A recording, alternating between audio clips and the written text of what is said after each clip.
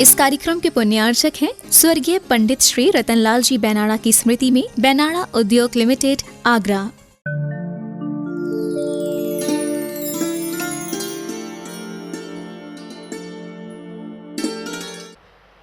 यह मूक माटी महाकाव्य पूज्य आचार्य भगवान गुरुदेव विद्यासागर महाराज जी की महाकृति, महान रचना। विगत 2 दिनों से इस ग्रंथ के, इस काव्य के भावों को समझने की कोशिश हम सभी लोग कर रहे हैं।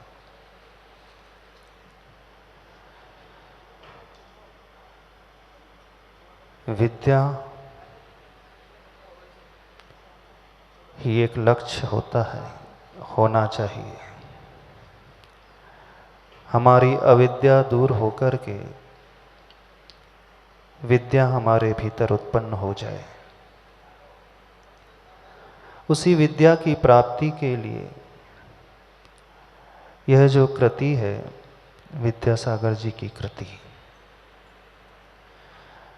जब हम व्याकरण पढ़ते हैं,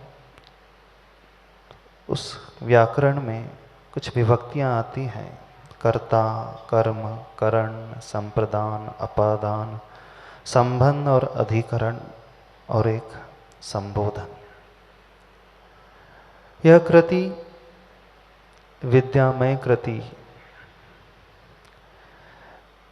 विद्या को लिए हुए ही है, विद्या के द्वारा ही पैदा हुई है, विद्या की प्राप्ति के लिए ही है, विद्या से ही उत्पन्न हुई है, विद्या में ही समाहित हो जाती है।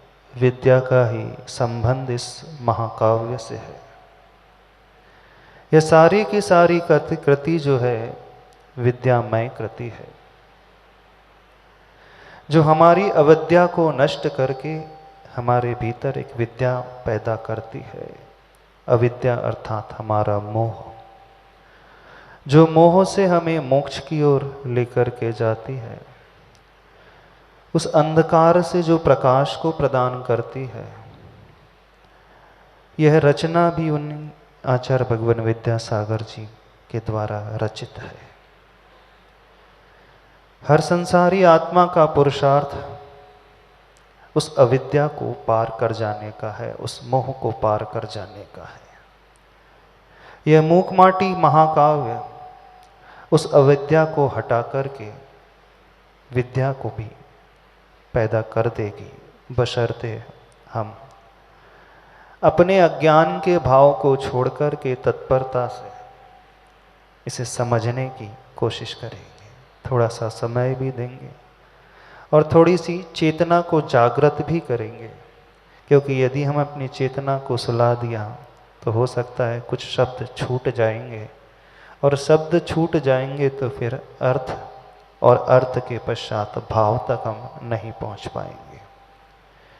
क्योंकि जो काव्य है, महाकाव्य है, वह तो लिखा शब्दों के माध्यम से गया है। कोश में हमें शब्दों के अर्थ मिल जाएंगे, लेकिन जब भावों की बात आती है, कोशकार, डिक्शनरी हमें भाव प्रदान नहीं कर सकते। भावों को समझने के लिए हमें अर्थ से ऊपर की यात्रा करना होगा।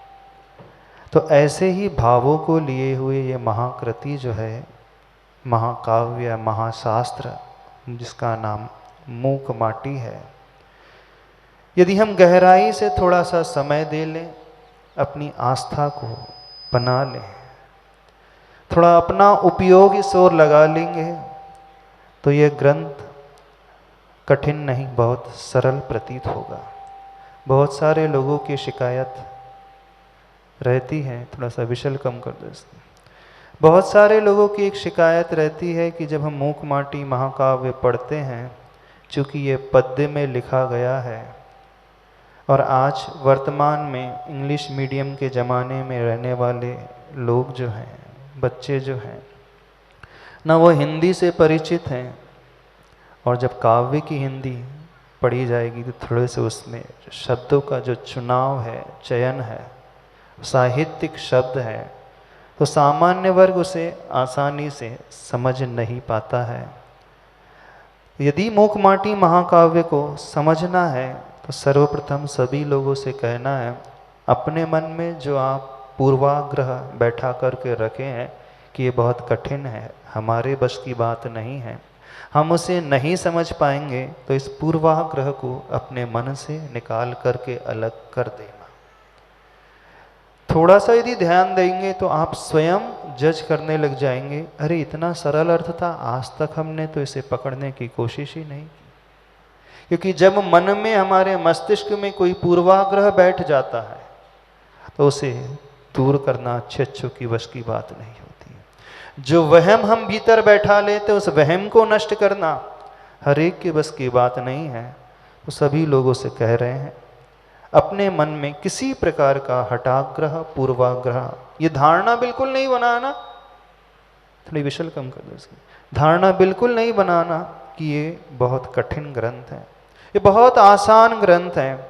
और जैसे ही हमारे मन से ये धारणा कठिनता की निकल गई, फिर देखना आप बिल्कुल वैसे ही आगे बढ़ते चले जाएंगे जैसे वो नदी का प्रवाह होता है, बिना रुकावट के नदी अपने मूल स्थान से निकल करके अपने लास्ट डेस्टिनेशन, गंतव्य तक पहुंच जाती है, सागर में मिल जाती है। कल पेज नंबर 1 हो गया था, अब अगला पृष्ठ पेज नंबर 2 जो आचार्य भगवान ने लिखा है, पहले उस पद्य का उच्चारण कर लेते हैं, फिर उसके अर्थ और उसके पश्चात उसके भावों को समझने की कोशिश करते हैं।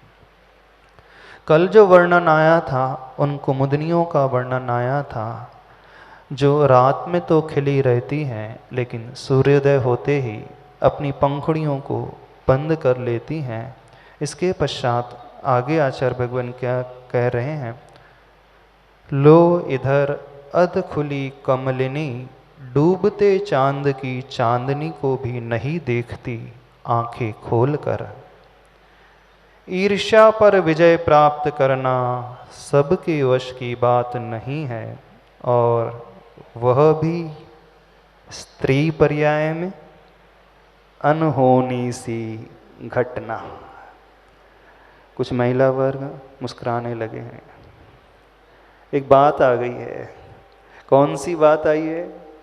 पूज्य गुरुवर ने लिखी है, जब चंद्रमा चला गया, सूर्य आने को है, अब किसकी बारी है? अब कुमुदनी की बारी नहीं है, अब कमलिनी की बारी है। यानी वो कमल का पुष्प भानु यानी सूर्य का उदय होते ही अपनी पंखुड़ियों को अब खोलने लगता है। यदि आपने किसी तालाब को देखा होगा जो कमल खिले रहते हैं, जिसमें खिले हुए कमलों को देखा होगा, तो दिन होते ही वह पूर्ण रूप से खिल जाता है। ऐसे ही अब अध खुली कमलिनी डूबते चांद की चांदनी को भी नहीं देखती हैं आंखें खोलकर। अब जो कुमुदनी चांद के साथ थी वह तो बंद हो गई है, लेकिन कमलिनी अब चांद को देखना पसंद नहीं कर रही है। क्यों पसंद नहीं कर रही है? क्योंकि कमल के लिए चांद जो है कैसा है? बाधक तत्व है। और कुमुदनी के लिए सूर्य जो है वह बाधा उत्पन्न करने वाला है। दोनों एक दूसरे के लिए बैरियर के रूप में साबित होते हैं। आचार्य भगवान का चिंतन देखना, बड़े गहरे भाव को लिए हुए चिंतन है। वह कमलिनी चांद को और चांदनी को क्यों नहीं देख रही आंखें खोल करके?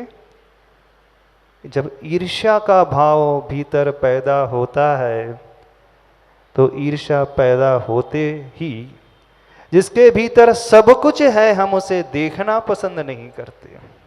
वो गुणवान भी हो तो हम उस ओर दृष्टिपात करना बिल्कुल पसंद नहीं करते। क्यों? क्योंकि मन में क्या पल रहा है? ईर्ष्या का भाव, जेलसी का भाव। और ईर्ष्या पर विजय प्राप्त करना सबके वश की बात नहीं है, और वह भी स्त्री पर्याय में अनहोनी सी घटना, नेक्स्ट टू इम्पॉसिबल। असंभव जैसी घटना जो हो नहीं सकती वह घटना। स्त्रियों के लिए सब कुछ पाना बहुत आसान है, लेकिन क्या पाना सबसे दुर्लभ है। अब हम महिला वर्ग से पूछ लेते हैं, आप ही बता दो, कहीं ऐसा तो नहीं आचार्य भगवान ने बढ़ा चढ़ा करके लिख दिया है? कुछ भी बढ़ा चढ़ा करके नहीं लिखा है। एक तो इनबिल्ट क्वालिटी होती है, जन्म से ही जो प्राप्त होता है। क्या प्राप्त होता है? एक गुण होता है स्त्रियों को। कौन सा? जन्म सिद्ध अधिकार जिसे कहते हैं। कौन सा है? वो चाह करके भी ईर्ष्या को जीत नहीं पाती, उस जेलेसी से ऊपर उठ नहीं पाती। उठ पाते हैं आप लोग? लिखा तो स्त्री के लिए, इसका अर्थ ये नहीं कि पुरुष जो है इससे ऊपर उठ गए, इन्होंने जीत लिया। ये भी ऐसे ही है, एक ही थैली के चट्टे बट्टे हैं, ज़्यादा नहीं है, बस थोड़ा बहुत अंतर 19-20 का अंतर हो सकता है। लेकिन यदि हमें ऊपर उठना है तो क्या करना होगा? एक बहुत अच्छा सूत्र है आचार्य भगवान देते हैं। जो भी व्यक्ति कुछ पाना चाहता है अपने जीवन में, वो गुण उसके भीतर तब प्रकट होता है जब वो गुणी को देख करके नतमस्तक हो जाए। जो सामने वाला हमसे अधिक क्वालिटी वाला है, उसके भीतर गुण हैं। वो गुण किसी भी क्षेत्र में हो सकते हैं। वह शरीरगत गुण भी हो सकते हैं, वह बुद्धिगत गुण भी हो सकते हैं, वह आत्मगत गुण भी हो सकते हैं। अब आप बैठे हैं, स्त्री वर्ग बैठे हैं, एक बहुत सुंदर स्त्री आ जाए और बैठ जाए, क्या भाव होंगे उसको देख करके? क्या प्रशंसा के भाव उत्पन्न होंगे कि थोड़ा सा जलन का भाव हो जाएगा? एक बहुत विद्वान महिला आकर के बैठ जाए, विदुषी है, ज्ञान से भरी हुई है, दुनिया उसे बहुत पसंद करती है और हमारे भीतर ज्ञान नया हो, वो आकर के सभा में बैठ जाए, उनके ज्ञान को देख करके क्या भाव पैदा होता है? क्या हम उस ज्ञान को अंदर से मानते हैं? समझ रहे हो कि नहीं? यदि गुण हम पाना चाहते हैं तो एक जो सबसे महत्वपूर्ण सूत्र है वह ईर्ष्या को जीतने का सूत्र है। क्योंकि जब जब हम ईर्ष्या से भरते हैं तो मेडिकल साइंस कहता है हमारे शरीर में कुछ ऐसे एंजाइम्स का सिक्रीशन होता है जो हमें कुछ भी क्रिएटिविटी नहीं करने देते, कुछ भी नया हम कर ही नहीं सकते, क्योंकि हम सारी ऊर्जा का जो प्रयोग है उससे जलने में लगा रहे हैं, उससे कंपटीशन करने में लगा रहे हैं। जो हम कर सकते थे अपनी ऊर्जा का अपने निर्माण के लिए, वो नहीं कर सकते। और जब हम कर्म सिद्धांत की बात करते हैं, जो व्यक्ति ईर्ष्या करता है वो कहाँ जाता है? वो नीच गोत्र का बंद करता है, क्योंकि पर की निंदा, आत्मा की प्रशंसा, पर के गुणों को सहन नहीं कर पाना, अपने अवगुणों को ढाक करके रखना, ये नीच गोत्र के आश्रव का कारण है। पर आत्म निंदा प्रशंसे सद सद गुणोच्छाद गुणोद्भावने च नीचैर गोत्रस्य, यानी वह धर्म और कर्म सिद्धांत की दृष्टि से देखा जाए तो वह ऐसे कुल में जाकर के जन्म ले लेगा जहाँ उसे कुछ नहीं मिलेगा, कोई सुविधा कोई फैसिलिटी नहीं मिलेगी कर्म सिद्धांत के हिसाब से। और विज्ञान के हिसाब से हम अपनी ऊर्जा का दुरुपयोग करते हैं, और जब हम और अधिक बेहतर जाकर देखने की कोशिश करें तो जो हमारी क्षमता छिपी हुई है वो क्षमता भी कभी उद्घाटित नहीं हो सकती है। सभी से कहना है थोड़ा कठिन, लेकिन अंदर से यदि कुछ पाना है, जिस भी गुण को हम पाना चाहते हैं, जो भी हम पाना चाहते हैं, शारीरिक, मानसिक, वाचनिक, आर्थिक, सामाजिक, राजनीतिक, जिस भी क्षेत्र की बात हो, यदि हम ऊपर उठना चाहते हैं तो हमसे अधिक क्वालिटी वाले से देख करके ईर्ष्या नहीं हो। अब व्यक्ति कहता है भगवान के पास जाते हैं, गुरु के पास जाते तो हमें उनसे ईर्ष्या नहीं होती। ईर्ष्या उन लोगों से नहीं होती जो बहुत आइडियल होते हैं, ईर्ष्या तो उन्हीं लोगों से होती है जो समकक्ष होते हैं, है ना। तो जिंदगी में यदि आगे बढ़ना है, क्योंकि अब एक बात आचार्य भगवान ने लिखी, स्त्री पर्याय में अनहोनी सी घटना, क्योंकि स्त्री वेद का बंध ईर्ष्या करने से ही होता है। महिला पर्याय यदि मिली है तो पूर्व में उस जीव ने ऐसा कार्य किया था तभी था, और जब वो ऐसे भाव पहले करता था तो वही उसके संस्कार बन जाते हैं, इतने गहरे संस्कार बन जाते हैं। और जब वो नई स्त्री पर्याय मिलती है तो आगम कहता है, आचार्य कुंद कुंद भगवान कहते हैं, चित्ते चित्ता माया तमो दासिम न निवाणम। चित्त में ही वह ईर्ष्या का भाव, माया का भाव भरा रहता, इस कारण उन्हें उस निर्वाण के पद की प्राप्ति नहीं होती है। पूर्व में ऐसा किया था, लेकिन भविष्य भी ऐसा हो कोई आवश्यक नहीं है। यदि हम इतना संयम अपने भीतर ला लें, पूर्ण कंट्रोल ना कर सके, कुछ तो कम कर सकते हैं। तो जो ऐसा भाव यदि आ गया तो बहुत अच्छे से जल्दी से कल्याण हो जाएगा। देख दूसरों की बढ़ती को कभी ना ईर्ष्या भाव धरू। समझ रहे हो? नहीं समझ रहे हैं? क्या लिखा है ये? ऐसा नहीं कहें, समझने की कोशिश कर लेना कि तो बहुत अति हो गई स्त्री पर्याय पे, बिल्कुल नहीं। जो स्वभाव है उसे लिखा है। अब उस स्वभाव को थोड़ा सा किस प्रकार से ढालना है, ये पुरुषार्थ वर्तमान का हमारा है। तो वह कमलिनी चंद्रमा को इस कारण नहीं देख रही है क्योंकि वह उसका वैरी है। उसके रहते हुए कमल कभी खिल नहीं सकता, इसी भाव से उसने अपनी दृष्टि फेर ली है। आगे, अबला बालाएं सब तरला ताराएं अब, छाया की भांति अपने पति देव चंद्रमा के पीछे पीछे हो, छुपी जा रही कहीं सुदूर दिगंत में। दिवाकर उन्हें देख न ले इस शंका से, मंद मंद सुगंध पवन बह रहा है, बहना ही जीवन है बहता बहता कह रहा है। समझ में आ रहा है जो पढ़ रहे हैं? आप लोग देखते जाना। कठिन तो नहीं लग रहा? पढ़ना कठिन बिल्कुल नहीं है, धारणा को बदलना। अबला बालाएं अब तरला ताराएं अब, छाया की भांति अपने पतिदेव चंद्रमा के पीछे पीछे चल रही हैं। जो बालिकाएं होती हैं वो अबला भी उन्हें कहा जाता है, यानी शक्ति इतनी नहीं होती है कि कुछ ज़्यादा वो कर सके। वे तारा मंडल में रहने वाले वे ताराएं हैं।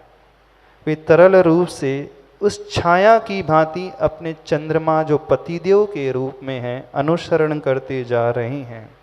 यानी यही धर्म होता है। किसका धर्म होता है? अपने पति के चरणों का अनुसरण करें, धर्म पत्नी का, बशर्ते पति देव उत्तम चारित्र वाला हो तो। हाँ, एकांत से नियम मत बना लेना। हाँ, यदि वो अच्छे आचरण वाला है, गुणी वाला है, तो बिल्कुल अनुसरण करना ही चाहिए। और यदि नहीं है तो फिर इस प्रकार का उदाहरण रखना चाहिए कि वह पत्नी से भी, धर्म पत्नी से भी शिक्षा ग्रहण करें। तो वो तारा मंडल में वो ताराएं सुदूर दिगंत में, बहुत दूर, दिगंत का अर्थ होता है जहाँ दिशाओं का अंत हो जाता है, दिशा जहाँ समाप्त हो जाती हैं। दिवाकर उन्हें देख ना ले इस शंका से। दिवाकर का अर्थ होता है सूर्य, जो दिवाम करोति, दिन को करे। मंद मंद सुगंध बह रहा है, ये प्रकृति का वर्णन आचार्य भगवान कर रहे हैं। बहना ही जीवन है बहता बहता कर कह रहा है। जीवन कैसा है? बहते रहने का नाम ही जीवन है। परिवर्तन ही जीवन है, रुकने का नाम जीवन नहीं है। और जो रुक जाता है वहीं से सड़ांध पैदा हो जाती है।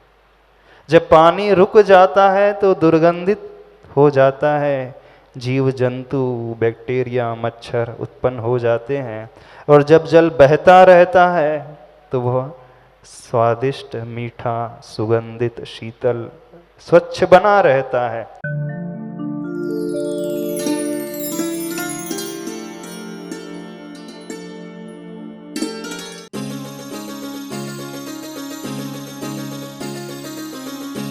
इस कार्यक्रम के पुण्यार्चक थे स्वर्गीय पंडित श्री रतनलाल जी बैनाड़ा की स्मृति में बैनाड़ा उद्योग लिमिटेड, आगरा।